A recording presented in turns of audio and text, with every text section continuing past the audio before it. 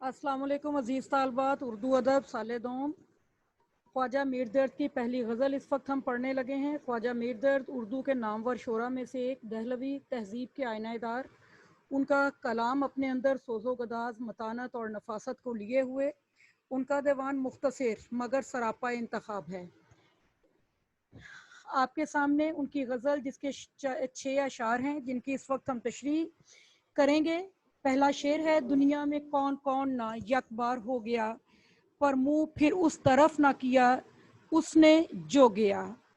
दुनिया में कौन कौन एक बार नहीं आया, लेकिन जब वो यहाँ से गया तो फिर इस तरफ उसने दोबारा मुंह ना किया। यक बार एक मर्तबा, हो गया जो लफ्ज़ है ये पैदा होने के हवाले से है, पैदा हुआ, आया। मीर दर्द इस शेर में ज़िंदगी की बेसबाती को बयान करते हैं, इंसान की ज़िंदगी की नापायदारी को बयान करते हैं। मीर दर्द सूफ़ी शायर हैं। उनकी शायरी में ये बुनियादी बात है कि तसव्वुफ़ के पहलुओं को उन्होंने बयान किया है। इस शेर में भी वो इंसान की कम आएगी, इंसानी ज़िंदगी की बेसबाती को बयान करते हैं कि दुनिया में जो एक बार आया उसके बाद वो जिस तरफ गया वहाँ से दोबारा कभी ना आया। दुनिया में जब से कायनात तख्लीक हुई है, इंसान आते हैं, उसके बाद अपना मुकर्रा वक्त गुजार के दोबारा अपने रब्बुल इज़्ज़त की तरफ लौट जाते हैं। शायर ने इसी नुक्ते को बयान किया है कि ये आर्जी जगह है, यहाँ किए गए आमाल ही काम आने हैं, वरना ये मुमकिन नहीं कि एक मर्तबा जाने के बाद हम दोबारा फिर आ सकें। शेर नंबर 2 है, फिरती है मेरी खाक सबा दर बदर लिए, ए चश्मे अश्क बार ये क्या तुझको हो गया। सबा मेरी खाक को दर बदर लिए फिरती है, ए मेरी रोने वाली आंखों ये तुम्हें क्या हो गया है। खाक मिट्टी को कहते हैं, सबा हवा को कहा जाता है, दर बदर जगह जगह, और चश्मे अश्क बार आंसू बहाने वाली आंख। मीर तकी मीर इस शेर में बयान करते हैं कि मेरी आँखों से इस कदर आंसू निकल रहे हैं, मेरी आँखें इस तरह अश्कबार हैं कि मेरे इस रोने का तमाशा जगह जगह पे जा पहुंचा है। शायर ने इस शेर में इश्क के मैदान में आने वाली तकालीफ का अहवाल बयान किया है कि आशिक जब खाक में मिल जाता है तो उसकी खाक भी हवाओं में जा उड़ती है। शायर कहते हैं कि मैंने मैदान इश्क में जब कदम रख दिया, नतीजा ये हुआ कि मैं मिट्टी में मिल गया। पहले तो मेरी आंखें हमेशा अश्कबार रहती थीं, बात बात पे रो पड़ती थीं, लेकिन अब ये क्या हुआ कि सबा मेरी मिट्टी को भी, यानी मरने के बाद जो मेरे जिसमें खाकी की मिट्टी है उसे जगह जगह लिए फिरती है। और ए चश्मे अश्कबार, ए रोने वाली आंखों तुम फिर भी नहीं रो रही हो। शायर ने यहाँ पर अपनी आंखों के हवाले से हैरत का इजहार किया है कि मेरी आंखें जो पहले मेरी ज़िंदगी में तो बहुत आंसू बहाती थी, लेकिन अब जो मेरे साथ हो रहा है उस पे कोई आंसू ये आंखें क्यों नहीं बहा रही। शेर नंबर 3 है, बरहम कहीं ना हो गुलो बुलबुल की आशती, डरता हूँ आज बाग में वो तुंद खू गया। आज बाग में वो गसीला यानी तुंद खू महबूब गया है।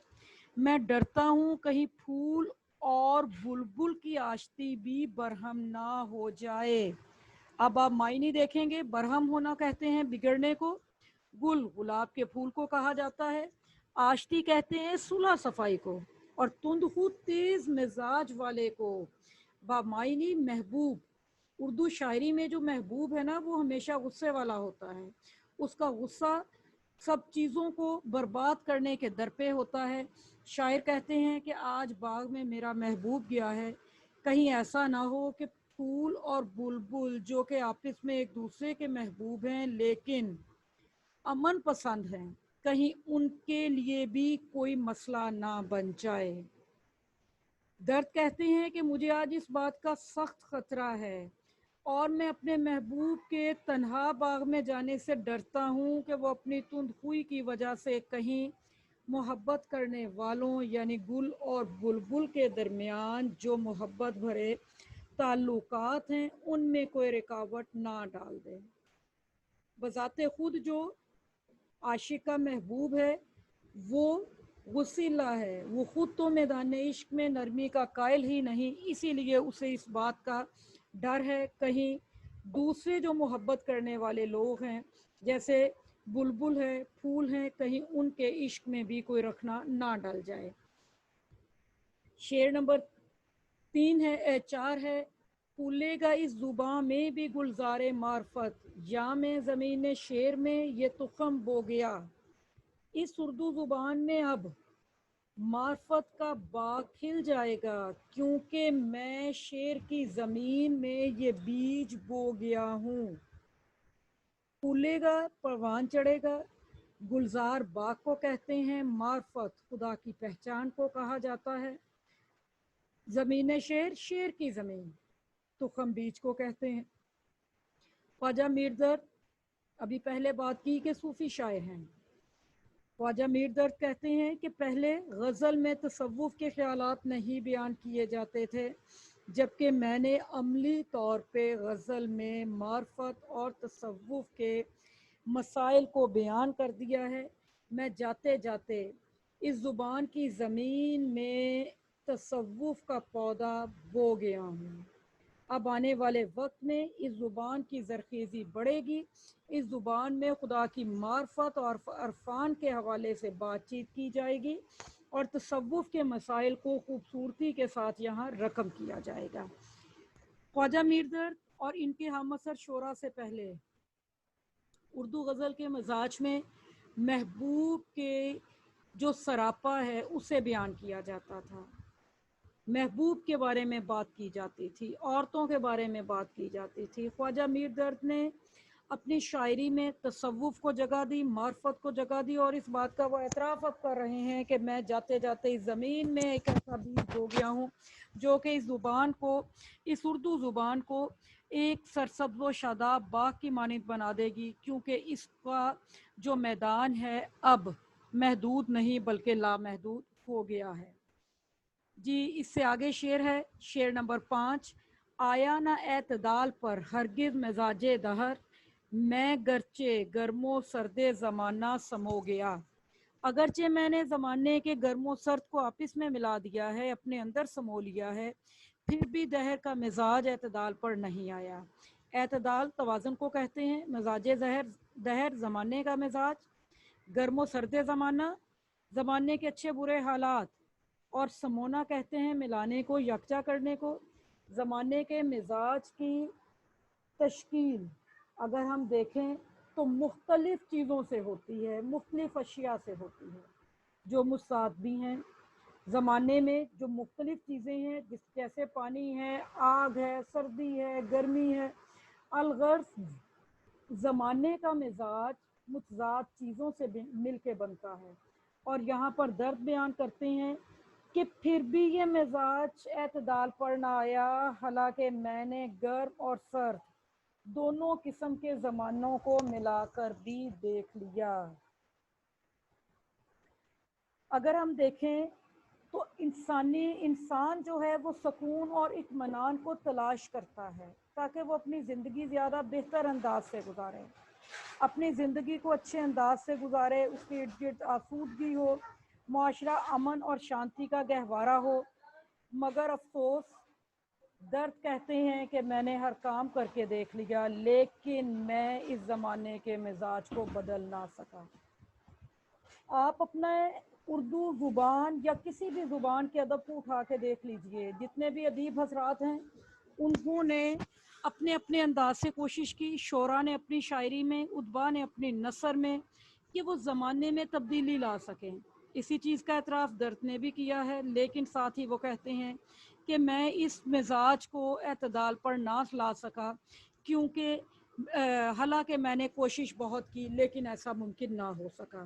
آخری شعر مقطع ए दर्द जिसकी आँख खुली इस जहां में, शबनम की तरह जान को अपनी वो रो गया। ए दर्द इस जहां में जिसकी भी आँख खुली, वो शबनम की तरह अपनी जान को रो गया। मीर दर्द ने यहाँ पर ज़िंदगी की हकीकत बयान की है। कहते हैं कि एक साहिब अक्ल और साहिब शऊर इंसान वही है जिसे इस बात की समझ आ जाए कि ये आर्जी है, ये फ़ानी है, ये नापायदार ज़िंदगी है। शायर कहते हैं ज़िंदगी की हकीकत क्या है, आए हैं थोड़ी देर यहाँ रुके हैं और उसके बाद चले गए हैं। और इस चीज़ का इदराक अहले तसव्वुफ़ को आम इंसानों की निस्बत ज़्यादा है।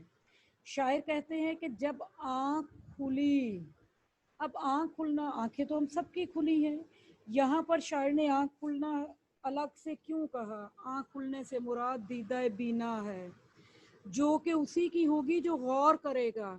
शायर को कहते हैं कि जिसकी भी आँख खुली, वो फूल की मुस्कुराहट और शबनम के आंसुओं से इस हकीकत का इदराक कर लेता है कि उसने आखिरकार यहाँ से चले जाना है। ये ज़िंदगी नापायदार है, ये ज़िंदगी आर्जी है, फ़ानी है। और शबनम की तरह वो अपनी जान पर दो आंसू बहा लेता है क्योंकि उसे अपनी ज़िंदगी की कम आएगी का पता है। तालबात हमारी यह गज़ल मुकम्मल हुई। अब आप इसे लिखेंगे और इंशाल्लाह आपका लिखा हुआ मैं देखूंगी। अल्लाह हाफ़िज़।